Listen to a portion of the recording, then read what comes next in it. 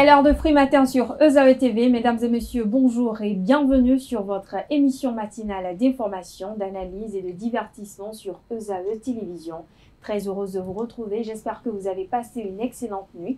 À suivre d'un instant à l'autre la présentation de quelques-unes apparues au petit matin de ce vendredi. Une présentation qui sera bien évidemment signée Abdelkader Achiro. Juste après sa présentation, vous aurez droit au bulletin matinal d'information avec Quentin Amoussou. Au sommaire de cette matinale, Bertin Corvée expose les fondements de ses motivations relatifs à son recours ayant trait à la naissance d'une nouvelle république au Bénin.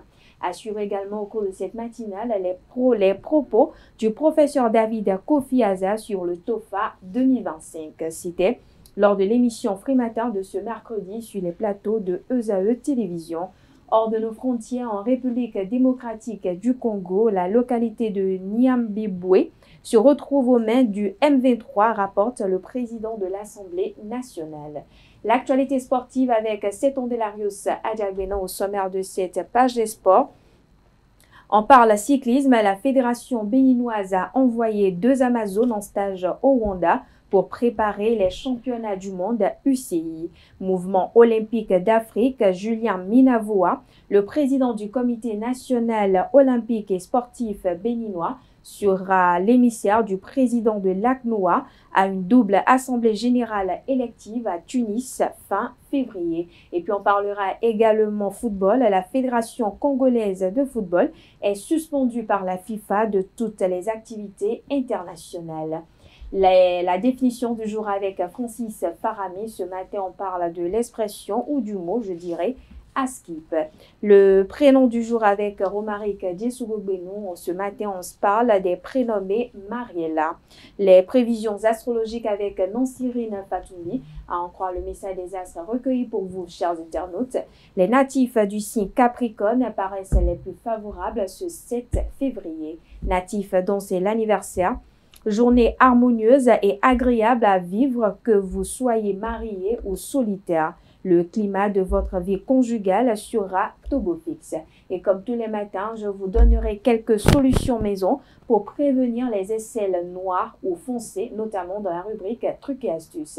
Et pour boucler la boucle, j'installerai pour vous nos panélistes, à savoir Carles Kitome, Romaric Diesougbenou, Anel Dohou et Billy Gaël Laibi. On parle ce matin d'une histoire en débat autour d'une histoire anonyme qui s'intitule « Mon mari veut plus d'enfants et moi non ». Voilà, chers internautes, l'ossature de Free Matin ce matin. On démarre tout de suite par la une des journaux, juste après ceci.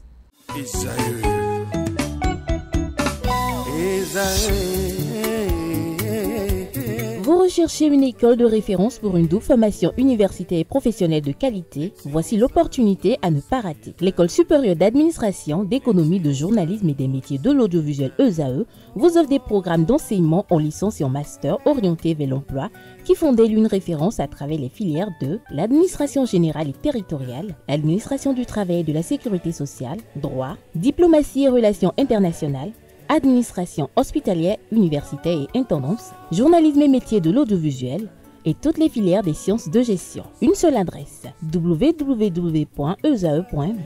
Rendez-vous dès maintenant sur nos campus ESAE Bedjromende au numéro 90 93 65 21 ou au numéro 98 98 14 00. Paracourt sur le numéro 52 46 12 12. Aboumé-Calavi au numéro 52 88 44 44. Akpakpa au numéro 52 88 33 33. ESAE, l'excellence a un nom.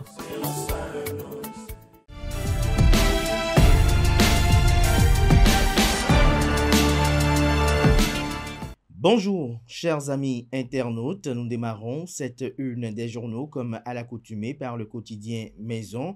Le quotidien béninois d'information générale et d'analyse L'Informateur qui ce matin manchette titre « Requête de Christian Laindé sur la nouvelle République.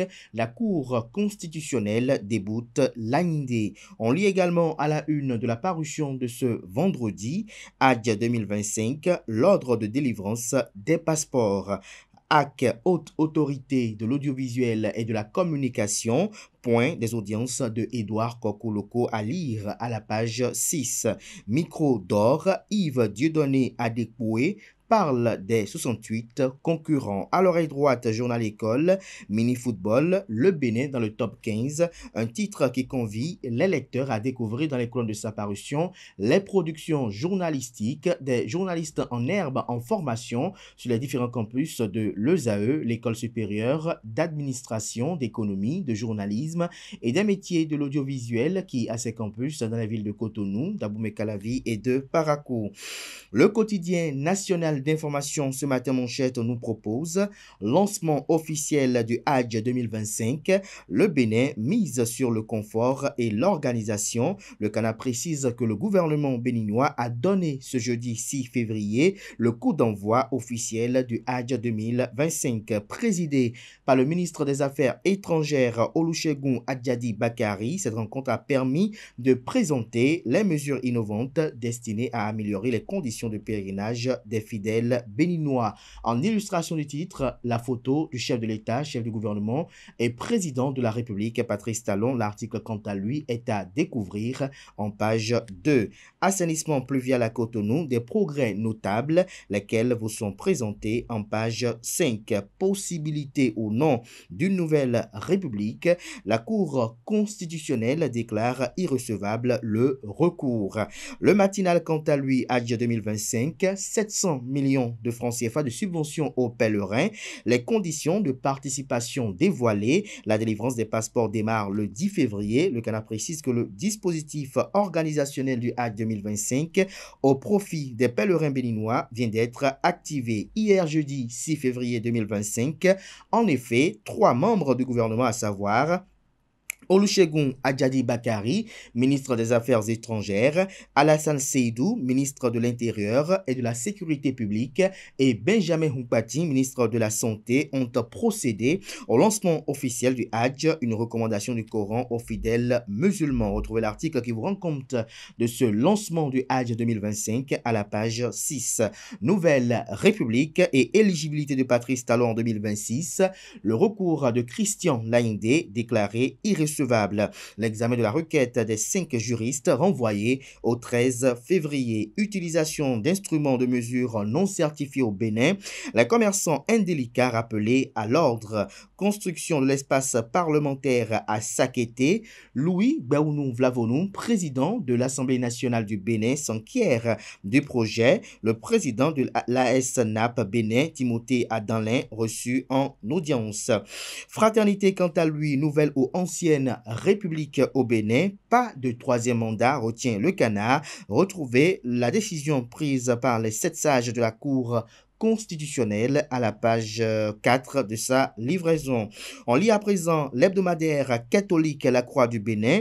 Union du clergé béninois, environ 450 prêtres participent à la 50e Assemblée générale.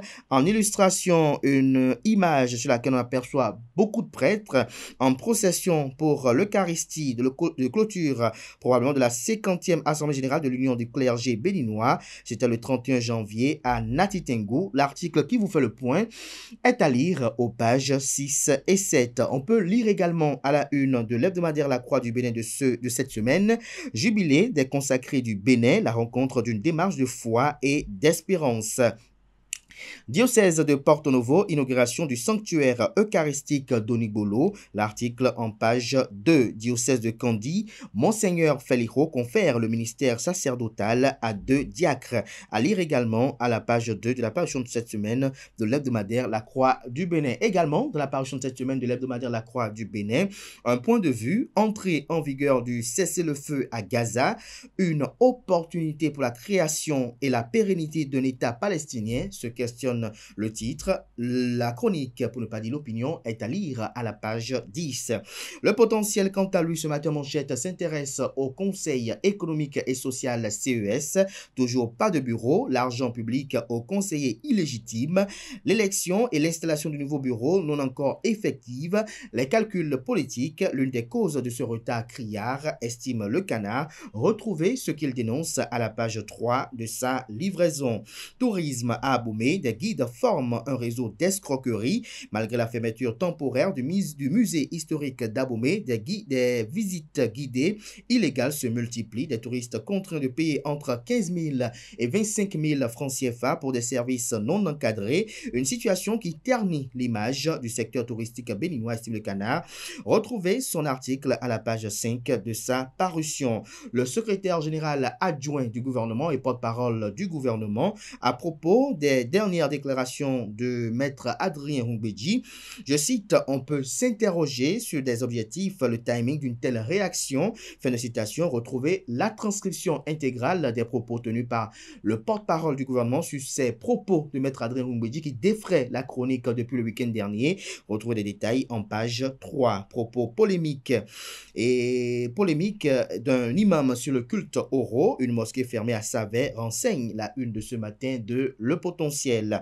Palmarès, quant à lui, s'intéresse à la haute autorité de l'audiovisuel et de la communication AC, notamment aux audiences du président de cette institution de régulation des médias. Le journal nous apprend que l'ambassadeur d'Allemagne a été reçu par le président Édouard Kokou-Loko. Palmarès nous informe également que la police républicaine, il y a passation de charges ce jour entre Brice Aloanou et Soumaïla Yaya. Bénin Intelligent, quant à lui, nouveau directeur général de la police républicaine, un homme de terrain, un choix stratégique. Le Canard écrit qu'un nouveau cadre aux manettes de la police républicaine, Kokou Brice Aloanou, a été promu le mercredi 5 février dernier, nouveau directeur général en Conseil des ministres sous la présidence effective du chef de l'État et chef du gouvernement. Le président Patrice Athanas Guillaume Talon, celui qui remplace le général Soumaïla Yaya, admis à la retraite depuis le 1er février 2024, est un homme de terrain et de rigueur. Le Télégramme, quant à lui, requête de l'ancien ministre Enoch Christian Laïndé. La Cour jette un coup d'éponge sur la supposée nouvelle République et le troisième mandat de Patrice Talon. Direction générale de la police républicaine, Soumaïla Yaya passe le flambeau à Brice Kokou Aloanou ce vendredi 7 février, qui est le nouveau directeur général de la police républicaine. Retrouvez le parcours emblématique de l'officier supérieur de la police républicaine dans les colonnes de la livraison de ce matin du journal, qui nous propose également comme titre ce matin à sa une, Centre national de sécurité routière. Le directeur général sortant, Aubin Adoukonou, visiblement comblé de son séjour à la tête du CNSR. Le Soleil Bénin Info, quant à lui, dans la perspective des prochains scrutins, maître Adrien Rumbedji peut-il lâcher la rampe avant 2026? Se questionne le titre. Après avoir perdu le contrôle de la situation, un choix corlénien s'impose désormais au président du Parti du Renouveau démocratique PRD. Le PRD face au mur de la réalité, fait observer le Canard. L'autre quotidien, quant à lui, non-respect des cahiers de charges, MTN Bénin et Move Africa, condamnés à une amende de 4 milliards 800 millions de francs CFA. Bénin Religion, le Hajj 2025 lancé, lire le calendrier de délivrance des passeports biométriques à la page 8 de la parution de ce matin du journal, qui nous informe qu'à l'université d'Abomey-Calavi, les œuvres de feu professeur Paulin Rontondi célébrées un an après son décès. Libération nous libère ce matin manchette, Hajj 2025, des innovations.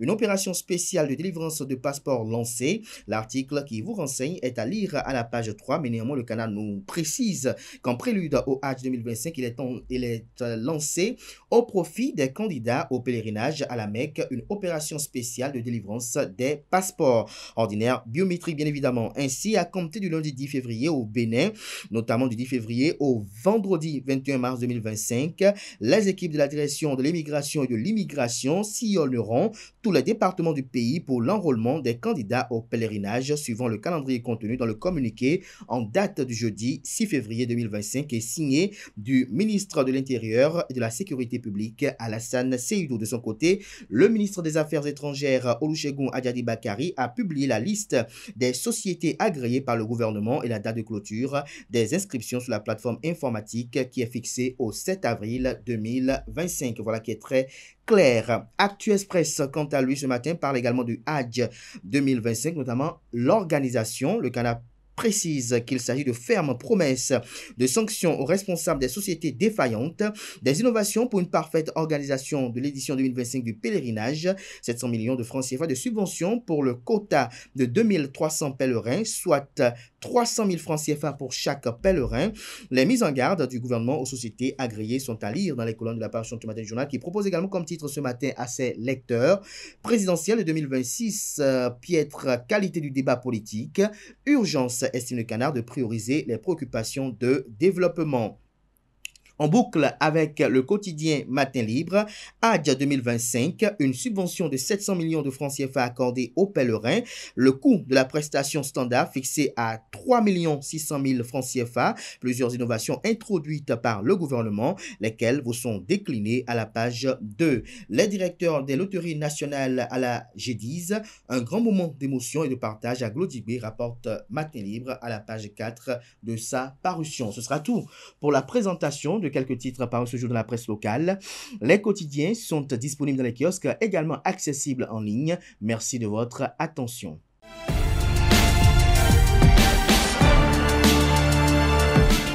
Bonjour à nouveau, chers internautes. Bonjour à vous, Kanté Amoussou. Bonjour Atifa. Vous êtes là pour le bulletin matinal d'information. Bien sûr. Alors, la page Sport avec vous, c'est Delarius Adjagbenon. Bonjour à vous. Oui, bonjour Atifa. Vous allez bien? Je me porte très bien. Alors, on démarre avec vous, Kanté Amoussou. Le recours de Christian Laïndé a été rejeté. Mesdames et messieurs, bonjour. La Cour constitutionnelle du Bénin a déclaré irrecevable le recours introduit par l'ancien ministre Christian Laïndé. Celui-ci sollicitait l'avis de la juridiction sur plusieurs questions constitutionnelles découlant de la réforme de 2019, et notamment l'éventuelle éligibilité du président Patrice Talon à l'élection de 2026. Dans sa décision rendue ce jeudi 6 février, la Cour a considéré que la demande de Christian Laïndé ne relevait pas de ses compétences telles que définies par l'article 127 de la loi organique la régissant. Cet article limite la saisine de la Cour au cas de violation des droits humains ou au contrôle de constitutionnalité des lois, excluant ainsi toute demande d'avis consultatif. Et puis on reste à la Cour constitutionnelle, cette fois-ci avec Bertin Kaouvi qui expose les fondements de son recours. Effectivement, parmi les recours examinés par la Cour hier figure celui de Bertin Kaouvi qui demande à la Cour de reconnaître la rupture constitutionnelle de 2019 et la naissance d'une nouvelle république. Dans sa requête, il invite aussi les 5 sages de la Cour à reconnaître l'éligibilité du président Patrice Talon à un second mandat en 2026. Au terme de l'audience qui a été reportée au 13 février prochain, Bertin Kaouvi s'est prononcé sur les fondements de ses motivations. On le suit à présent. Alors, quand on lit la loi qui modifie la constitution du 11 décembre 1990, on se rend compte qu'elle a modifié substantiellement cette constitution-là. Le mandat des députés est passé de 4 ans à 5 ans et n'est plus renouvelable autant de fois qu'on veut, mais seulement 2 fois. Donc on peut être de sa vie au Bénin désormais que 3 fois député. Désormais, on a un poste de vice-président. Tous les mandats sont aujourd'hui alignés sur 5 ans. CES, présidence et parlement. Et il ne vous a pas échappé que dans ce pays, on n'avait pas besoin de parrainage pour être candidat. Aujourd'hui, il faut un parrainage. La loi dit qu'à partir de 2021, c'est-à-dire article 42, et article 157, alinéa 3, 4 parle de 2021, nul de sa vie ne peut être plus de 2 fois président au Bénin. Parce que la loi dispose pour l'avenir. La loi n'est pas rétroactive. Alors, on avait déjà dans la Constitution, la première Constitution, la disposition qui disait qu'on est éligible une fois, renouvelable une seule fois. On a ajouté une extension qui prend effet à partir de 2021. Le fait même, et c'est tout l'intérêt de la chose, le fait que le 5 avril 2021, le mandat du président Patrice Talon, 2007-2021, est échu et qu'il n'y ait pas eu passation de témoins à un autre président élu le 6 avril, nous sommes tombés soit dans l'illégalité, si ce n'est pas une nouvelle constitution, Et là, ce sera un coup d'État constitutionnel. Soit nous sommes dans une nouvelle république, c'est une nouvelle constitution dans une nouvelle république, et tout se justifie, et l'élection qui a eu lieu le 11 avril est justifiée, est légale. Donc je demande à la Cour de nous situer, parce que je ne sais pas quel aspect de la Constitution de 90 justifie qu'on puisse ne pas avoir un nouveau président le 6 avril 2021. Vous êtes relativement jeune, mais vos parents vous diront qu'en 2006, on a failli avoir la même situation et le président Kérékou, pour une fois, s'est opposé à la décision de la Cour constitutionnelle qui permettait de glisser de 3 jours seulement. Il a refusé pour dire on va tomber dans l'illégalité et on risque de tomber dans un coup d'État constitutionnel. Il a obligé que l'élection se fasse avec 1 jour seulement de campagne. Eh bien, je ne veux que les juristes, ceux qui aiment bien citer les articles, me disent quel est l'article de la Constitution de 90 qui permet à ce qu'on n'ait pas un nouveau président élu à date échue qui ait prêté serment. Pour moi, nous sommes tombés de facto dans une nouvelle Constitution, une nouvelle République. Aussi, nombreux brandissent l'article 2 de la loi modificative de cette Constitution-là qui dit que cette modification n'entraîne pas une nouvelle Constitution. Ça pose un problème de responsabilité. Ceux qui ont proposé le texte, ceux qui l'ont voté, et même le chef de l'État, sa signature ne permet pas de déterminer si la modification entraîne une nouvelle constitution ou pas. Non. C'est la Cour constitutionnelle qui a cette fonction-là chez nous. Et on n'a pas saisi la Cour. Et c'est d'ailleurs pour ça que je saisis la Cour. Si la Cour estime que ce n'est pas une nouvelle constitution, eh bien cela va s'imposer désormais à tous. Mais a priori, on ne peut pas déterminer si une modification entraîne une nouvelle constitution ou pas. C'est illégal. On parle à présent de la commémoration des 20 ans de disparition de Yassingbe Eyadema, ancien président du Togo. Et effectivement, il y a cette commémoration des personnalités politiques africaines comme les anciens présidents béninois Nicéphore Dieudonné Soglo et Thomas Boni-Yayi ont été conviés. Une invitation qui suscite beaucoup de polémiques.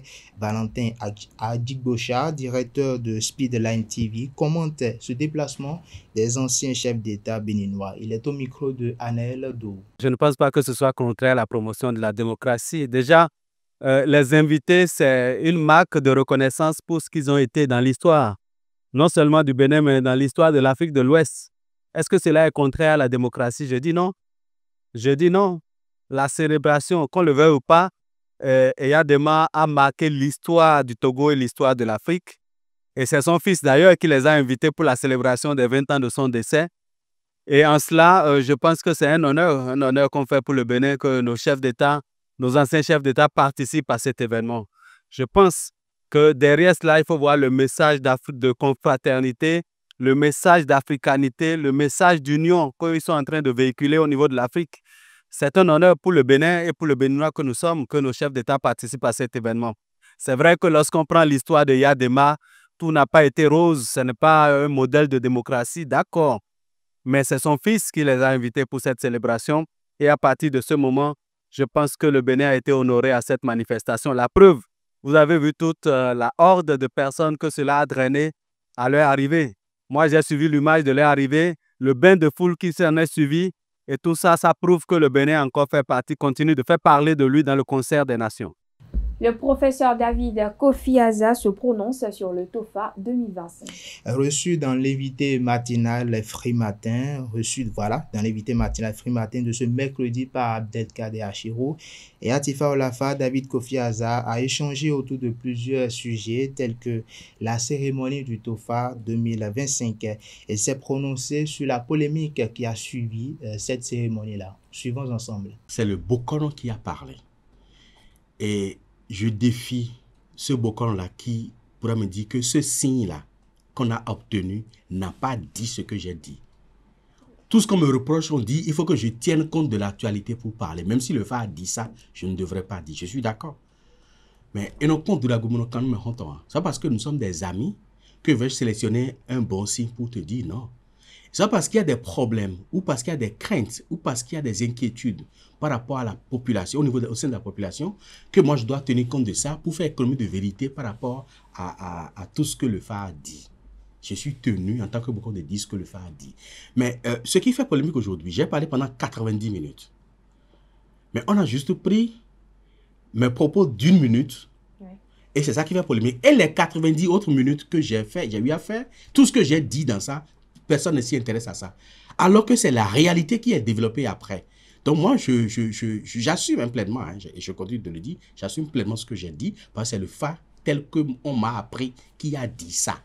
Et je n'ai fait que répéter. Maintenant, pour que certains, j'ai même écouté un grand frère que j'estime beaucoup, monter au créneau, un artiste de renom d'ailleurs traditionnel, pour dire qu'on peut consulter le phare pour 2025 et que le phare allait parler de 2026.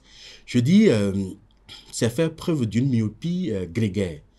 Myopie grégaire parce que, qui vous souviennent, le 6 décembre 2014, nous avons fait la consultation du TOFA, qui a de la description physique du président de la République qui va venir. Et ça s'est accompli 2 ans plus tard, en 2016.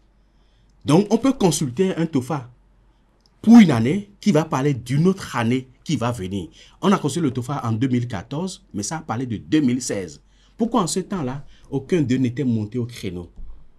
Donc, moi je dis, on ne peut pas faire 2 poids 2 mesures. Le TOFA, c'est comme danser dans... c'est comme la danse d'un éléphant dans une boutique de porcelaine. Soit vous cassez tout, soit vous aurez... Puisqu'il y a des fois où le TOFA est favorable pour la population, et là, la population applaudit et vous devenez l'ennemi des gouvernants. Il y a des fois où le TOFA est favorable pour les dirigeants. Les dirigeants vont vous applaudir, mais vous devenez l'ennemi de la population. Ça a toujours été comme ça. Je me rappelle même du TOFA, le tout dernier TOFA que le roi Berzin a eu à faire en 1893, où Guédégbé lui déconseillait de continuer avec la guerre. Mais Berzin a demandé à ce que Guédégbé soit décapité. Il a dû fuir pour aller à Savay. Donc, des choses comme ça, ça arrive. Mais il faut comprendre qu'on ne peut pas voir le contexte ou voir l'actualité pour interpréter le phare en faisant rétribution d'informations, des rétentions d'informations et ne pas dire la réalité. Alors, donc, David Kofi Aza, est-ce que vous soutenez Patrice Talon? Patrice Talon n'est pas mon ami, n'est pas mon ennemi, mais c'est mon président de la République. Aujourd'hui, c'est lui qui est là. Vous êtes toujours en politique ou vous avez quitté? Vous avez pris une pause? Non, la politique, c'est un état d'esprit. C'est un état d'esprit. Oui, il y a aussi une question que je m'en voudrais, personnelle. Le TOFA, autrefois, il se faisait devant un roi. Oui. Aujourd'hui, vous le faites devant un président de la République qui est à même de faire un mandat renouvelable une fois. Est-ce qu'il n'y a pas un vice de procédure à ce niveau-là? À quel niveau? Je pose la question, puisque le TOFA se fait un roi, maintenant il se fait un président de la République. Est-ce que les divinités... je ne sais pas. Le TOFA a une histoire. Le TOFA a été fait avant, ici, de 1715 à 1889. Le dernier TOFA est le 2 décembre 1889, c'est terminé. Mais pendant ces 175 ans du TOFA, il y a une période de 21 ans où le TOFA a été fait exclusivement par la population. De 1797 à 1818. Pendant ce temps, il y avait seulement la population qui organisait, qui finançait le TOFA. Mais après, quand le roi est revenu, le roi Guézo est venu, il a repris encore le TOFA en main. L'idéal aurait été que le TOFA soit fait devant le président de la République. Ça, c'était l'idéal. Et pendant plus de 17 ans, ça a été fait seulement exclusivement au niveau de la population. Aujourd'hui, le gouvernement a pris, a pris sur lui la charge d'exécuter ce rituel-là et d'affirmer, et d'afficher, et d'assumer pleinement l'identité du phare. Donc, on ne peut que s'en réjouir, au fait. Et l'idéal aurait été que cela continue, même après Patrice Talon, que cela continue toujours pas se faire. Il y a des craintes qu'après Patrice Talon, ça Non, pas de crainte qu'après Patrice Talon, ça ne va pas se faire. Mais le président de la République est libre d'assister à un TOFA ou de ne pas assister. Nous avons fait le TOFA pendant 10 ans avec le régime défunt. Ils n'ont jamais assisté à ça. Ils n'ont jamais même envoyé de délégation pour assister à ça. On ne leur en veut pas pour ça parce que c'est leur opinion, puisque pendant ces 10 ans-là, le pays a été christianisé au plus haut niveau. Donc, ce n'est pas là le problème. Mais nous, notre problème, c'est que après Patrice Talon, que celui qui vient refuse de le faire ou pas, le TOFA va devoir continuer. Les membres du Conseil mondial du panafricanisme, COMOPA, ont reçu à l'Institut de développement des études endogènes de Ouida une délégation de TEPAN Africanisme Dialogue International IPADI ce mercredi 6 février 2025. En effet, l'objectif était de préparer la deuxième édition de la conférence sur le dialogue panafricain qui aura lieu au Bénin en 2026. Le point dans ce reportage est signé Seton Hilarius Adjagbenon et Francis Fahami.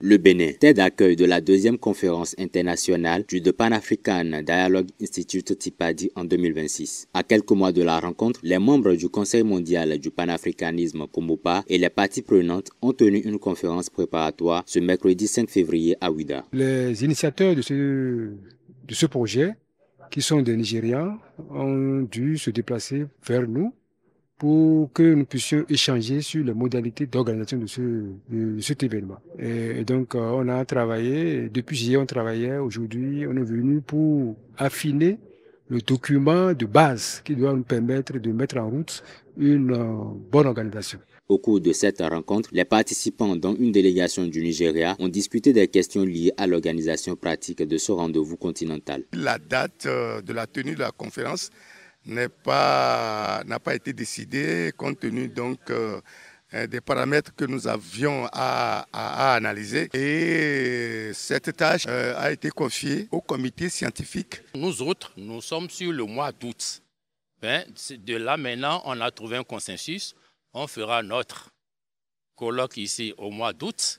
Ils vont venir, mais nous sommes en pourparlers pour avoir une uniformité. Les assises du panafricanisme du Bénin vont permettre de mener des réflexions sur des sujets de développement, mais aussi de faire un brassage entre différentes cultures. C'est depuis 1791 et c'est grâce à Cécile Mambo de Saint-Domingue qui a initié un travail de sensibilisation des membres des Africains qui sont d'origine diverse. Et ils se sont réunis pour dire que nous sommes africains. Et c'est à partir de là qu'est né le sens du panafricanisme. Un comité scientifique a été mis en place lors de cette rencontre préparatoire du TIPADI et du COMOPA tenue à l'Institut de développement des échanges endogènes de Ouida. Et puis hors de nos frontières, en République démocratique du Congo, la localité de Niambiboué est tombée, rapporte le président de l'Assemblée nationale. En République démocratique du Congo, le groupe armé du M23, soutenu par l'armée rwandaise, continue son offensive plus au sud, dans la province du Sud Kivu. Mercredi 5 février, le président de l'Assemblée nationale, Vital Kamerhe, a informé les élus que le M23 et ses alliés s'étaient emparés de la localité de Niambibou, qui est à une centaine de kilomètres au nord de la ville de Bukavu. Et voilà, c'est tout pour le bulletin matinal d'information de ce matin. Merci à vous, Quentin Mousso, pour cette présentation. Vous restez avec nous. On retrouve Seton Hilarius Adjagbenon juste après ceci pour la page Espoir. Bonjour à nouveau, Hilarius Adjagbenon. Oui, bonjour Atifa. Alors, on parle cyclisme. La Fédération béninoise a envoyé 2 Amazones en stage au Rwanda pour préparer les championnats du monde UCI. Effectivement, Vanette Oussou et Georgette Vignon-Fordo, 2 jeunes internationales béninoises, séjournent depuis le mercredi 5 février 2025 au Rwanda pour un stage bloqué d'1 mois. Elles vont effectuer des entraînements intenses au Centre mondial de cyclisme à Kigali. Et cela va leur permettre d'améliorer leur technique de course sous la houlette des encadreurs de haut niveau. Cette opportunité offerte par Nicolas Dubois manager du projet Africa 2025, constitue une première phase de leur préparation au championnat du monde 2025, toujours qui va se dérouler dans la capitale rwandaise Kigali en septembre prochain. Après le Rwanda, Vanette et Georgette vont continuer leur préparation en France pendant 5 mois. Et on parle mouvement olympique d'Afrique. Julien Minavoa, le président du comité national olympique et sportif béninois, sera l'émissaire du président de l'ACNOA. Le patron du mouvement olympique béninois va représenter Moustapha Beraf, président de l'association des comités nationaux olympiques d'Afrique à l'Assemblée générale ordinaire élective de l'association des académies nationales olympiques d'Afrique, AANOA, ainsi qu'à la 10e session des associations nationales olympiques d'Afrique du 25 au 28 février 2025 à Tunis. Il a pour mission principale de présider ces 2 assises. Dans une correspondance plutôt en date du 5 février 2025, le président actuel de l'AANOA, Rida Layouni, lui a adressé sa proximité. Et on parlera football pour finir. La Fédération congolaise de football est suspendue par la FIFA de toutes les activités internationales. La nouvelle est tombée ce jeudi 6 février 2025. La Fédération internationale de football association FIFA sanctionne ainsi le Congo-Brazzaville pour ingérence de tierces parties dans les affaires de la fédération. Il faut rappeler qu'une crise secoue actuellement le football congolais, une discorde entre la Fédération congolaise de football et le ministère des Sports. Les implications de cette décision du bureau du Conseil de la FIFA sont celles-ci. Les équipes nationales et les clubs congolais ne peuvent plus participer à aucune compétition internationale. La FIFA assujettit la levée de la suspension au respect des conditions suivantes. Redonner le contrôle total du siège de la FECOFOOT, du centre technique d'Igné et d'autres installations de la fédération à la FECOFOOT. Renoncer à toute tentative de changement des signataires autorisés des comptes bancaires de la fédération et ou redonner le contrôle total aux signataires reconnus par la FIFA et la CAF. Déclarer invalide ou annuler toute décision juridique ou autre autorisant la commission ad hoc à exercer un contrôle ou une autorité quelconque sur la Fédération congolaise de football. Enfin, coopérer pleinement pour permettre à la FECOFOOT de gérer ses affaires courantes sans subir d'influence indue de la part de tiers. La FIFA ne badine pas quand le politique s'ingère plutôt dans la gestion des affaires du football. Merci à vous, c'est Ondélario Sadjabenon pour cette présentation de l'actualité sportive. Merci également à vous, Quentin Mousseau, d'être resté en ma compagnie. À présent, j'installe pour vous, chers internautes, Francis Faramé pour la définition du jour et Romaric Djessougou-Beno pour le prénom du jour.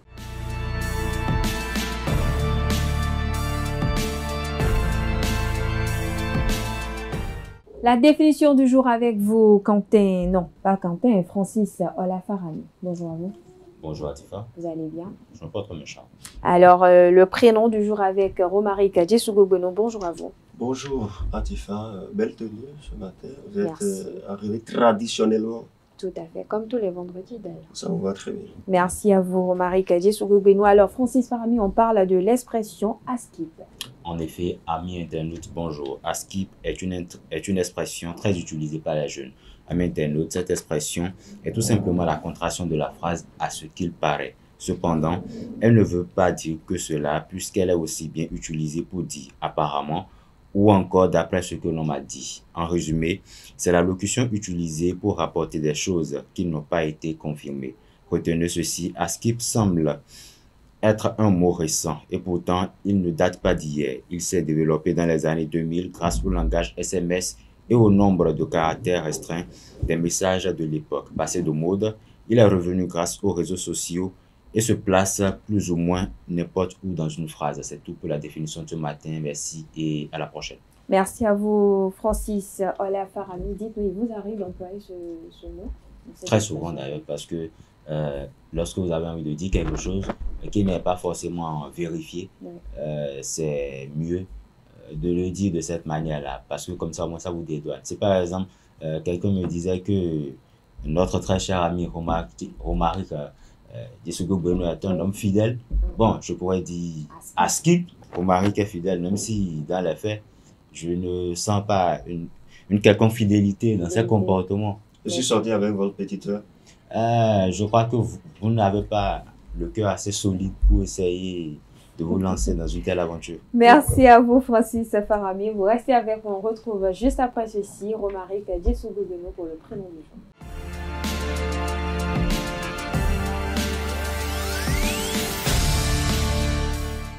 Bonjour à nouveau, Romaric. Bonjour à vous, Atifa. Allons parler des prénommés Mariela.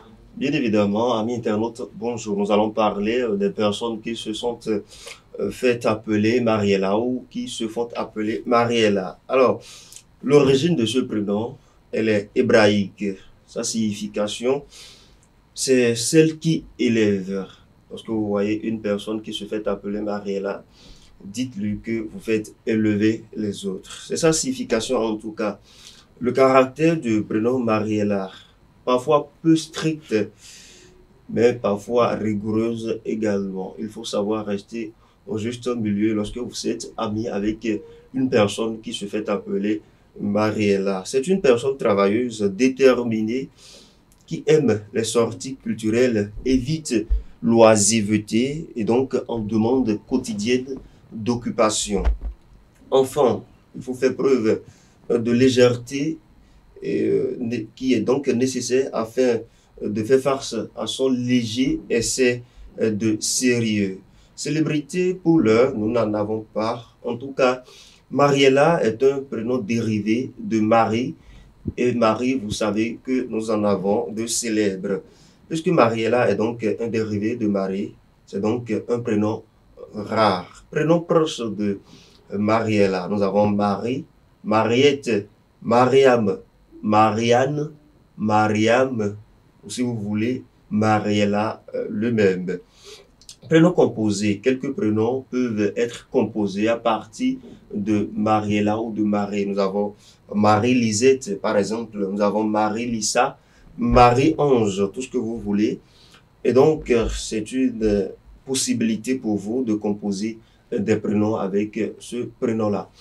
Amis internautes, voilà donc ce sera tout pour la présentation de la rubrique prénom du jour de ce matin. Bon anniversaire à vous si vous vous faites appeler Mariela ou si vous soufflez une bougie de plus aujourd'hui. Merci pour cette précision, Romaric Dissougo Bueno. Merci également à vous, Francis Farami, pour votre présentation. À présent, je vais convier en plateau Nansirine Fatouli pour les prévisions astrologiques.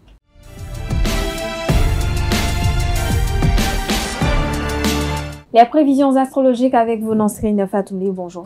Bonjour, Tifa. Vous allez bien? Ça va. Alors que nous prédit les astres ce vendredi matin. Amis de la rubrique horoscope, bonjour et bienvenue Bélier. Vous feriez des rencontres très prometteuses si vous laissez derrière vous votre timidité. Amis Taureau, plus vous osez être vous-même, plus on vous aimera. Alors laissez libre cours à votre énergie et laissez parler votre personnalité. Vous vous sentirez vous-même beaucoup plus libre. Gémeaux, ne vous laissez pas gagner par cet état inconfortable d'isolement où rien ne peut vous arriver et cette solitude dans laquelle laquelle vous vous complexez. Ce n'est pas du tout bon pour votre personnalité. Natif du signe Cancer, la confiance vous donne des ailes et vous oserez davantage vous ouvrir aux autres. Écoutez les messages que vous envoie votre organisme.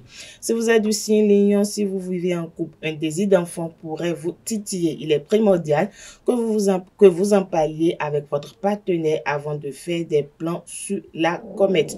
Chers amis vierges, un être proche ressentira le besoin de se confier à vous. Prêtez-lui une oreille attentive et ne portez pas de jugement hâtif. Balance à présent, couple, l'ambiance de ce jour vous sera fructueuse. Vous serez disposé à laisser les coups à votre esprit célibataire. Votre vie amoureuse va prendre une tournure enrichissante. Amis Scorpions, si vous vous sentez incompris ou malheureux en amour durant cette journée, confiez-vous à un ami. Il pourrait être de bons conseils. Sagittaire, journée chargée mais attrayante. Vos bonnes intentions seront particulièrement appréciées. Amis Capricorne, journée harmonieuse et agréable à vivre, que vous soyez marié ou solitaire. Le climat de votre vie conjugale sera au beau fils. Avant-dernier signe du zodiaque Verseau, vous ne manquerez pas d'inspiration amoureuse. Mettez-la à profit pour bousculer vos habitudes. Poisson, pour finir, vous entrez dans une période qui vous sera facile à vivre. Votre ciel sera parfaitement dégagé aujourd'hui et la complicité va revenir en force. Voilà, c'est tout pour le message des astres de ce vendredi matin. Merci à vous, Nasrine Fatoumé, pour cette présentation du message des astres. À présent, chers internautes, on passe aux trucs et astuces.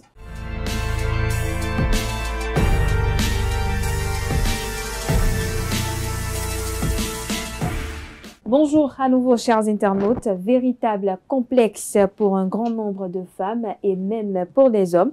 La cause la plus commune des aisselles noires ou foncées est souvent liée à la méthode d'épilation choisie ou l'utilisation de produits de soins inadaptés à son type de peau. Eh bien, pour éviter tout ceci, commencez par éviter le rasage irritant et qui entraîne la formation de poils incarnés. Les crèmes dépilatoires agressives qui épaississent l'épiderme en accumulant les peaux mortes. L'usage de déodorants et d'antiperspirants inadaptés à base d'alcool. Le port de vêtements également trop serrés qui occasionnent des frottements importants. Pour donc limiter l'apparition de taches sous vos bras, exfoliez vos aisselles au moins une fois par semaine. Pour ce faire, utilisez un gommage pour visage et l'éclat et la beauté de votre peau s'améliorera. Alors, comme première solution maison, nous avons le sucre. Mélangez une tasse de sucre brun avec 3 cuillères à soupe d'huile d'olive pour obtenir une pâte rugueuse à appliquer sur peau humide. Massez vos aisselles pendant 3 minutes environ, puis rincez ensuite. Vous pouvez l'utiliser 2 fois par semaine. Deuxième solution, le bicarbonate de soude. Lavez bien vos aisselles pour éliminer tous les résidus de déodorant. Faites une pâte épaisse en mélangeant du bicarbonate de soude et de l'eau ou du jus de citron si vous voulez, et qui sera également tout aussi efficace. Appliquez et massez ce mélange sous vos aisselles, puis laissez agir pendant 10 minutes avant de rincer. Saupoudrez du talc ou de la levure sur vos aisselles pour un effet encore plus éclatant.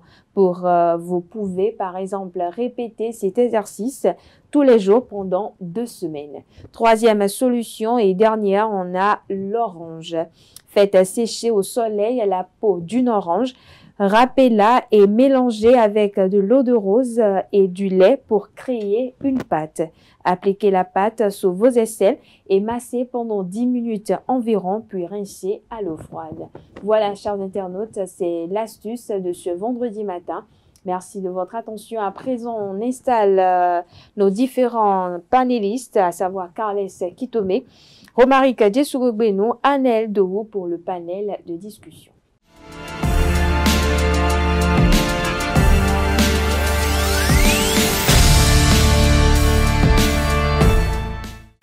Le panel de discussion, c'est avec vous, Carles Kitome. Bonjour à vous. Bonjour à Tifa Olafa. Vous allez bien? Je bénis le nom du Seigneur. Bonjour à nouveau, Romaric Djesugogbenu. La charmante Atifa, bonjour. À nouveau. Bonjour. Bonjour à vous, Aneldo. Pourquoi ce grand sourire? Juste comme ça. C'est toujours bien de sourire. Alors, on parle de l'histoire d'un ami internaute qui se veut anonyme, qui s'intitule « Mon mari veut plus d'enfants et moi non ». Alors, je vous fais lire l'histoire et puis on va débattre tout autour.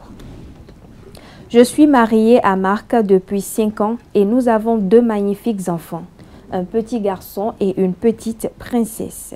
J'ai toujours voulu avoir seulement 2 enfants pour me concentrer sur ma carrière et ma petite famille. Nous avons même décidé de procéder à l'implantation d'un stérilet en guise de méthode de contraception. Le seul hic, Marc propose depuis quelques jours que l'on fasse un 3e enfant.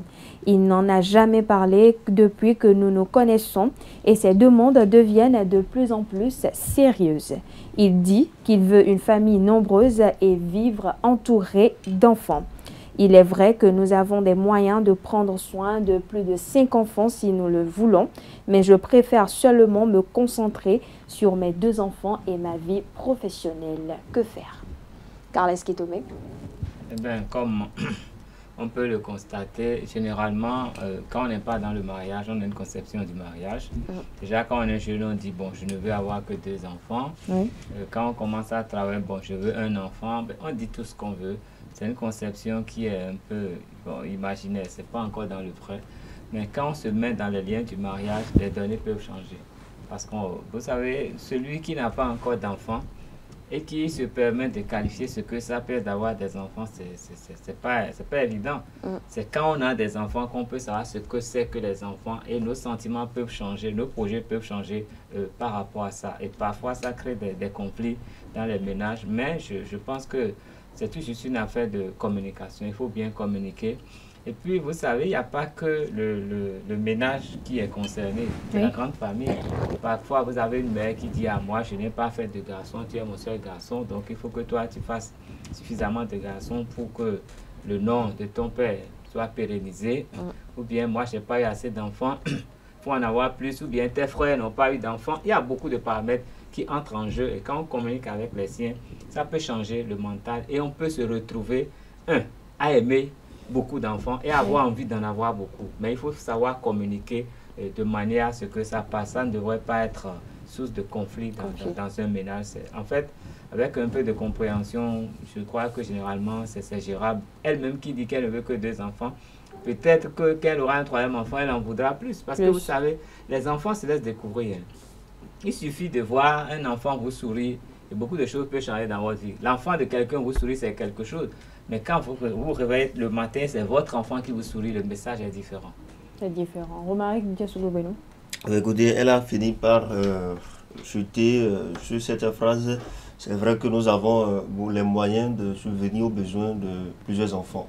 5 précisément, moi je ne vois pas pourquoi ça lui pose un problème d'en avoir. En fait, je la comprends également parce que elle a des ambitions, elle a des projets.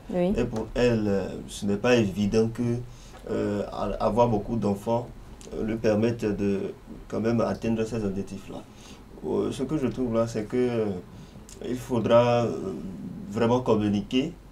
Et puisque ce n'est pas également l'homme qui décide d'avoir des enfants. C'est vrai que nous avons ce désir, mais la volonté, elle vient de Dieu. Et donc, si éventuellement, voilà, il arrivait qu'elle attrape une grossesse, moi je crois que, en fait, qu'elle se dise que c'est Dieu qui donne des enfants. Et puisque Dieu les a bénis également pour en prendre soin. Parce qu'une chose est de faire des enfants, une chose est de s'en occuper. Eux, ils ont déjà la possibilité de s'occuper même de plusieurs enfants. Moi, je crois qu'il n'y a pas de problème à ce qu'ils en fassent plusieurs. Parce que, moi, je le dis toujours, c'est les moyens qui gèrent les enfants. C'est les moyens qui accompagnent les enfants. Et puisqu'ils ont les moyens, je ne vois pas pourquoi elle en fait un problème. C'est vrai que peut-être il ne s'était pas entendu sur ces bases-là. Voilà, sur ces bases-là. Mais puisqu'ils sont déjà en couple, déjà on ne peut pas être dans une relation normalement légalisée par le mariage et dire que voilà, je suis tombé grosse, il faut que j'avorte. Ce n'est pas explicable, ce n'est pas bon à entendre. Et donc, il faudra qu'elle se mette dans la tête que ça peut arriver parce que nous avons les moyens d'en prendre soin. Et même Et même s'il faut prendre des mesures d'accompagnement pour avoir des gens qui puissent les aider dans l'entretien des enfants à la maison, des domestiques et tout, il faudra pas. C'est ça aussi qui fait le problème. Moi, je suis né d'une famille de 7 enfants et j'ai fini par comprendre que c'est parce qu'il y avait beaucoup de filles qui pouvaient prendre soin de tout ça. Parce que ma maman n'avait pas le temps quand même de faire tout ça. Mais c'est parce qu'elle avait des gens qui l'aidaient à prendre soin de ses enfants qu'elle a pu en avoir autant. Donc pour moi, il faut mettre les moyens à disposition pour accompagner si éventuellement elle décidait d'en avoir plus. D'accord. Aneldo? Généralement, moi, quand déjà très jeune, on me demande combien d'enfants tu veux avoir, je réponds très souvent autant que mes moyens le permettent. Cela voudra dire que quoi? Je suis milliardaire, attendez-vous que j'ai une famille très nombreuse. Je prépare déjà très jeune approximativement un budget pour chaque enfant, c'est-à-dire un budget de vie. Quand l'enfant vient au monde, combien je peux dépenser approximativement jusqu'à ses 25 ans, c'est-à-dire études, tout et tout, au cas où il tombe malade chaque année. Je fais ce budget prévisionnel-là. Donc, quand l'enfant naît, je sais approximativement ce qu'il va me coûter jusqu'à ses 25 ans. Et quand j'ai la capacité de garantir ces moyens-là pour 10 enfants, rassurez-vous que j'en aurai 10. Si j'ai la capacité, les capacités ne me permettent pas ça et que c'est pour un, c'est que je ferai seulement un seul. Et je resterai sur ce seul enfant-là. Dans ce couple, le problème, c'est qu'à la base, on n'a pas communiqué de la meilleure des façons. On définit souvent l'avenir alors que nous ne savons rien de ce qui se passera demain. C'est-à-dire qu'aujourd'hui, on vous dira combien d'enfants vous voulez avoir et vous dites, je veux avoir qu'un seul enfant. Comme on dit, c'est l'homme qui propose, mais Dieu dispose. Vous voulez avoir un seul enfant, voilà que vous allez accoucher et vous faites des triplés. Vous n'avez pas décidé. J'ai ma mémé qui avait eu 2, Monsieur Cal en connaît un, qui a eu des jumelles, mais qui disait, voilà, je vais faire un seul pour fermer le trou, comme on le dit dans notre jargon. Mais en allant le faire, elle a fait maintenant 3, des triplés. Donc vous voyez un peu, on ne décide rien. Déjà à la base, nous devons savoir que nous ne sommes pas maîtres de ça, nous ne décidons pas cela. Ce qui fait que quand nous prenons des engagements et que demain, nous avons envie de dépasser ça ou bien nous voyons que nous sommes venus à un niveau où nous devons émerger encore plus, aller encore plus de l'avant, c'est que là, ça devient très compliqué. Et ça peut être un problème de rupture si on ne sait pas faire. Parce que la dame peut voir qu'une grossesse, moi, ça me prend pratiquement 2 ans de vie. C'est-à-dire, l'enfant, 9 mois de souffrance déjà.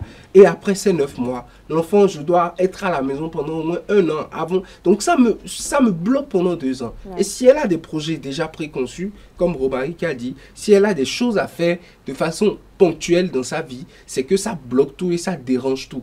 Donc déjà à la base, quand vous vous voyez très jeune, c'est que vous faites ces prévisions-là en considérant le fait que demain tout peut changer. Donc il faut toujours se donner, se mettre dans les plans de Dieu, en quelque sorte. Voilà, nous sommes dans un problème où elle dit aujourd'hui, que faire? La seule chose à faire là, c'est de pouvoir discuter, d'expliquer clairement à son mari ce pourquoi elle ne veut pas. Pas que nous avons dit 2 hier, aujourd'hui, et tu veux plus, je ne veux pas, non. Mais d'expliquer en quoi avoir un enfant de plus va la déranger elle personnellement. Elle verra également les arguments de son mari pour pouvoir en avoir également de plus. Et on fera les pour, ils feront les pour. Et trouver un terrain d'entente. Maintenant, quand nous avons les moyens, je pense que une personne qui dit déjà, on a la capacité de prendre soin de 5 enfants. Je ne sais pas encore quel projet de vie elle a pour se donner une certaine réussite. Quel projet de vie elle a pour se donner encore une certaine réussite pour ne pas vouloir avoir un enfant et bloquer ses projets. La personne qui dit j'ai la capacité de m'occuper de plus de 5 enfants pendant que j'en ai 2. Justement, c'est capacité financière, c'est que... C'est bien que vous en parlez. Et oui, Carles. La capacité financière ne détermine rien. Justement, et c'est là la question que j'allais vous poser. Est-ce que pour vous, le fait d'avoir les moyens, surtout financiers, peut peut permettre qu'on se donne ce luxe-là de faire des enfants et se dire on a les moyens de s'en occuper, donc autant en faire comme on veut. Vous savez, on va laisser Carles Kitone répondre et puis on revient à vous. Un enfant, c'est tout un projet. Un enfant, c'est pas... Il ne faut pas prendre ça au hasard. L'enfant vient peut-être quand on ne s'y attend pas, mais il faut y consacrer du temps et de l'énergie, surtout de l'attention, parce qu'un enfant, ça se construit. Quand l'homme naît, il n'est pas indépendant tout de suite. Donc, ce n'est pas que l'argent, c'est même bien au-delà de l'argent. L'argent représente une infime partie de ce qu'il faut, mais tout le reste, c'est l'amour qui est le vrai problème. Le vrai investissement, c'est de l'amour qu'il faut mettre dans cet enfant-là. Et quand on n'est pas prêt dans la tête, c'est dangereux. On peut avoir tout ce qu'il faut financièrement. Il faut être prêt dans la tête pour avoir un enfant. Et c'est là où je peux donner raison à cette femme-là, parce qu'il faut forcément qu'elle soit convaincue qu'elle désire. Parce que quand on ne désire pas avoir l'enfant, il y a déjà conflit. Vous portez en vous un être avec qui vous êtes en conflit. Ça veut dire que lui, il va naître, il serait un enfant de conflit déjà. Et ce ne serait pas bien pour la suite. Donc, il faut forcément que le mari puisse la convaincre du bien fondé d'avoir plus d'enfants et qu'elle reçoive, qu'elle aura reçu. Je crois que tous les obstacles là vont sauter. Donc, c'est essentiel qu'ils discutent. Vous savez, moi, je connais des gens, j'ai une tante spécialement, mais elle est unique pour son père et sa mère. Vous savez, chez nous, quand quelqu'un est comme ça, on l'appelle à Congo. Vous savez ce que ça crée comme problème? Dans la société, on se demande si c'est vraiment lui son père. Parce qu'on se demande, la femme a peut-être ramassé une grossesse de quelque part et pour des intérêts, elle est venue coller ça à quelqu'un qui n'est pas en mesure de procréer. Donc, être enfant unique, ça a toujours émis des doutes sur la paternité de cet enfant. Donc, chez moi, quand on dit que quelqu'un est à Congo, ça veut dire que déjà, il y a des préjugés par rapport à la paternité de cet enfant-là. Donc, généralement, quand vous faites un enfant, on vous pousse à faire forcément un autre enfant pour être convaincu du fait que c'est vraiment l'enfant de celui-là. Et si l'homme, vous n'en faites pas avec lui, on dit à l'homme d'aller faire avec d'autres personnes pour être convaincu que c'est lui qui est le géniteur des enfants. Mais moi, ma tante qui est unique, elle dit quoi? Elle disait à ses enfants, depuis qu'ils étaient petits, vous savez ce que ça veut dire? 2 petits valent mieux qu'un grand. Si vous avez 2 petits enfants qui vont porter votre nom, ça vaut mieux que d'avoir un grand enfant qui va porter votre nom. Parce que vous avez plus de garantie dans les 2. Vous n'avez pas pour une assurance vie et mettre tout dedans. Il faut forcément préserver une partie. Et c'est une façon de dire, il vaut mieux en avoir plusieurs que d'en avoir 1 ou 2. Parce que vous savez la chose, généralement quand on a un ou 2 enfants, il se pose un problème d'éducation. Tellement ils coûtent à nos yeux, ils nous sont si chers qu'on n'a même pas le courage de les mettre dans le carcan qu'il faut. Si les parents éduquent eux-mêmes un enfant unique, généralement c'est un enfant à qui on laisse trop de facilité, trop de largesse et il devient un problème pour la société. Mais jusqu'à 2. Non, jusqu'à 2. Mais quand on dépasse 2, vous savez, les enfants eux-mêmes, chacun vient avec un caractère. Donc quand on voit les caractères différents des enfants, on est obligé de voir la vie autrement et d'essayer de trouver le moyen de les éduquer. Parce qu'on se voit menacé. Lui, là, ce qu'il fait, il va donner ci, il va donner ça. Et là, on commence à moduler l'éducation des enfants. Donc, c'est là l'intérêt d'aller au-delà de 2 enfants. Sinon, on éduque des monstres sans le savoir, entre griffes. Et c'est après qu'on se rend compte. Et ils vous abandonnent quand ils deviennent grands. Vous mettez tout à leur disposition. Et quand vous commencez à vieillir, c'est qu'eux, ils n'ont pas appris ça de vous. Eux, on leur donne tout. Eux reçoivent tout. Ils ne savent pas donner. Mais généralement, ça vous pénalise. Merci, pas tout le temps, mais j'ai dit généralement. Alors, Romaric Djesugogeno, est-ce qu'on est forcément prêt pour un enfant? On n'est jamais prêt dans la tête pour avoir un enfant. Moi, sinon, j'en aurais déjà eu plusieurs mois. On n'est jamais prêt. En fait, il y a cette peur-là on se pose la question, mais qu'est-ce que ça va donner? Est-ce que, est-ce que j'ai la capacité d'en prendre soin? Est-ce que, j'ai les moyens de subvenir à ses besoins et tout? Non, mais c'est toujours la peur du premier enfant. C'est le premier enfant fait plus peur que tout le reste. C'est toujours la peur du premier enfant. Parce qu'on se dit, comment je le reçois? Comment je vais faire? Pour moi, c'est que, lorsque vous dites, par exemple, que Carles Kitone a dit que les moyens financiers ne sont qu'une infime partie de la subvenance d'un enfant. Moi, je crois que ça fait partie de la grande partie. Vous êtes sûr? Oui. Parce que... Pas pour prendre parti. Non, je ne suis pas en train de... Non, ne vous inquiétez pas.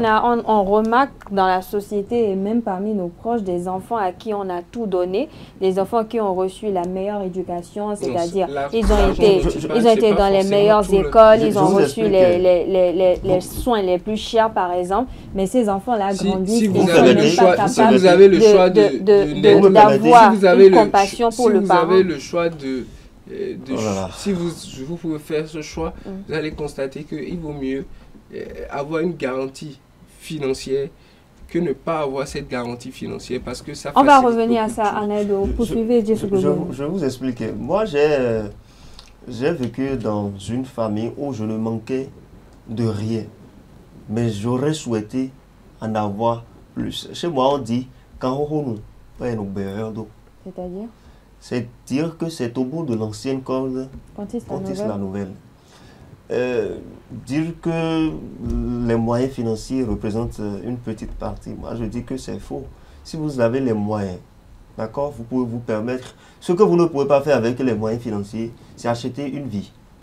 Alors, Romaric Djesugobenu, il ne faut quand même pas juger les parents comme on juge des amis, parce que vous ne saviez pas pour quelles raisons vous allez me dire ils ont pu agir de la sorte. Vous allez me dire que, voilà, il y a un enfant, d'accord, qui porte le nom de son papa, justement, qui sort, et que vous apprenez qu'il a escaladé un mur pour aller voler dans une maison. D'accord? On l'attrape et on le jette au commissariat. Et parce que cet enfant-là porte votre nom et a posé cet acte-là, jusqu'à aller en prison, vous décidez de le renier, de le chasser de votre maison. Vous avez un enfant, ça c'est un garçon, vous avez un enfant fille par exemple, qui, parce qu'elle a quitté son mari pour se mettre avec quelqu'un d'autre, vous dites que elle ne doit pas quitter son mari, vous le reniez. Vous reniez ces enfants-là parce que vous estimez qu'ils ont gâté votre nom. Chez moi, on dit, il n'y a pas d'enfant à ramasser sur les tas d'ordures quelque part. Peu importe ce que cet enfant-là fait, vous avez toujours à reconnaître qu'il est de votre sang, que c'est vous qui l'avez conçu. Et même si c'est gâté au dehors, vous l'avez ça dans la famille. Dans la famille. Merci à vous, Romaric. Alors, Aneldo, dernière question. Est-ce qu'on peut en vouloir à cette femme de vouloir privilégier sa carrière, sa vie professionnelle, alors qu'on sait déjà qu'elle a 2 enfants? Est-ce qu'on peut lui en vouloir de préférer sa vie professionnelle au lieu de faire encore d'autres enfants? C'est pas forcément une préférence pour la vie professionnelle. Il faut pas lui en vouloir. Il faut plutôt parler avec elle pour voir là où elle a le problème, là où le problème se situe et voir comment décanter ce problème. Je voulais faire mention de 2 choses qui m'étaient venues en tête. Pour déjà se dire, on veut avoir un enfant, il faut, pour moi, se garantir 3 moyens, c'est-à-dire les moyens financiers, le nécessaire, le moyen sanitaire, c'est-à-dire de voir si, de façon... sur le plan de la santé, est-ce qu'on est apte à concevoir? Il y a des personnes qui sont bien debout, très en bonne santé, mais si cette femme va sur la table d'accouchement, elle risque de trépasser en donnant vie. Donc, il faut déjà voir ça. Et le 3e point, il faut voir si on a de la disponibilité à accorder à un enfant, le temps. Le temps, c'est crucial quand on a un enfant. Quand vous n'avez pas le temps pour vous en occuper, c'est que vous allez créer des problèmes à la société en ayant un enfant. Donc, si elle trouve qu'elle est très occupée professionnellement pour avoir un enfant, c'est que avoir un enfant doit l'amener à faire un choix, c'est-à-dire elle laisse sa vie professionnelle carrément. Elle laisse pas? Non, elle laisse carrément sa vie professionnelle. Je dis... Ça fait peut-être une parenthèse. Je dis si elle est très occupée, c'est que quand je dis laisser, c'est que pendant ce temps, elle ne pourra plus travailler pendant elle se consacrera pour sa carrière professionnelle. Voilà, donc il faut... Ce n'est pas une maladie. Non, ce n'est pas une maladie, mais ça, quand ça prend une certaine tournure, ça vous empêche de tout faire. Il y a des femmes, c'est pas la même façon. Donc vous pouvez supporter une grossesse que ma femme à la maison va supporter une grossesse. Il y a des femmes, par exemple, quand elles tombent enceintes, je me souviens, ma maman, quand je parle de ma maman, en quelque sorte, je me souviens, pour un de mes frères, elle a dû, à partir du 2e mois, rester au lit à la maison jusqu'au 9e mois. C'est-à-dire que pendant pratiquement 7 mois, elle se lève du lit, elle se lave, elle se recouche. Pendant 7 mois, elle n'a fait, fait que ça. Pourtant, j'ai déjà vu des dames que j'ai vues, avec qui j'ai travaillé comme ça. Et le lendemain, on m'a dit qu'elle a accouché. C'est pour vous dire que jusqu'à 8 mois et demi, elle était encore en activité. Jusqu'à 9 mois, elle travaillait, elle a quitté le boulot. Et elle a senti en voiture que là, elle ne se sentait pas trop bien. Peu après, elle a vu les os. Elle a conduit elle-même pour directement aller à l'hôpital. Elle a perdu les os. Elle a conduit pour directement se rendre à l'hôpital. La famille et son mari, on l'a rejoint à l'hôpital. Donc c'est pour vous dire que chacun a une disposition sanitaire à assurer. Maintenant, il faut faire comprendre à la femme une chose qui est très très importante. Je l'ai dit au début, le plan de Dieu. Et le plan de Dieu, nous ne connaissons pas ce plan déjà au début. J'ai vu, j'ai une dame aujourd'hui que je connais qui veut avoir encore un enfant parce que ça ne lui reste qu'un seul aujourd'hui, mais elle ne peut plus avoir parce qu'elle est déjà très âgée. Pourquoi? Parce que récemment il y a un de ses fils qui est décédé par accident de moto. Ça a circulé sur les réseaux sociaux. Elle n'avait que 2 garçons, 2, et ces 2 avaient tout l'amour du monde, mais il a fallu, elle disait qu'elle n'en voulait plus, mais il a fallu qu'elle en pète un. Qu'elle en pète un pour voir que c'était insuffisant en fait les 2. Et maintenant elle a envie d'en avoir mais elle ne peut plus. C'est pour dire que quand 2, je trouve que c'est trop restreint. Tout peut se passer dans la vie. Et si tout peut se passer, c'est pas seulement l'argent que nous avons ne nous donne pas une garantie pour dire demain c'est que rien ne peut se passer sur nous jusqu'à dans 50 ans. Non. La disposition spirituelle ou bien le plan de Dieu, nous ne connaissons pas ce plan. Donc nous devons nous donner en toute chose une certaine marge. Si je dis c'est 2, 3, je veux, il faut me donner, je dois en faire une marge pour dire bon, si Dieu décide que mes enfants me quittent avant que moi-même je ne quitte la terre, que je puisse en avoir toujours quelques-uns à côté. On ne souhaite pas cela, mais c'est des choses aussi auxquelles il faut penser. À vous, Aneldo. Carles, qui tombait très rapidement pour conclure. Anel a parlé du plan de Dieu. Je crois qu'il est au-dessus de toute chose. Quand il y a des gens, bon, je vais dire, moi-même personnellement, on parle de stérilet, tout ça là. Non, laissez tomber. L'enfant vient malgré le stérilet. Elle n'a encore rien fait. Les gens mettent les implants, les enfants viennent. Je dis, moi-même, j'ai vécu le truc, j'ai nié jusqu'au dernier, mais je l'ai vu, lui, j'ai dit, ah oui, mais toi, tu es plus fort que les conneries que la médecine.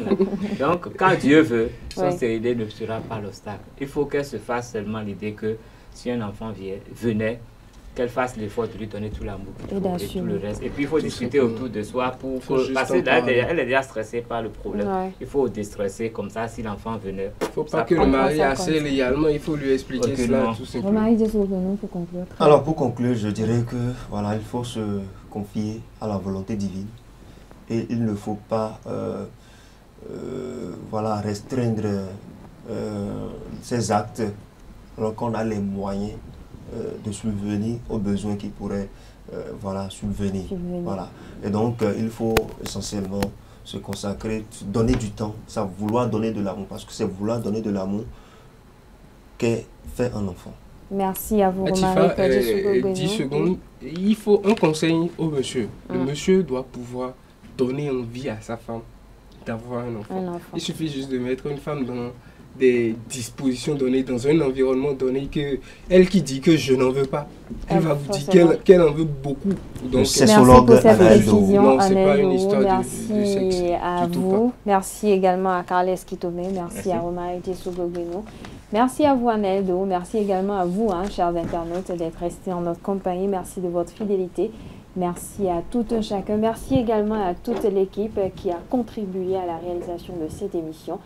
Alors, je vous donne rendez-vous à 19h pour la grande édition du journal télévisé. D'ici là, portez-vous bien et excellent week-end en compagnie de nos programmes sur EZAE.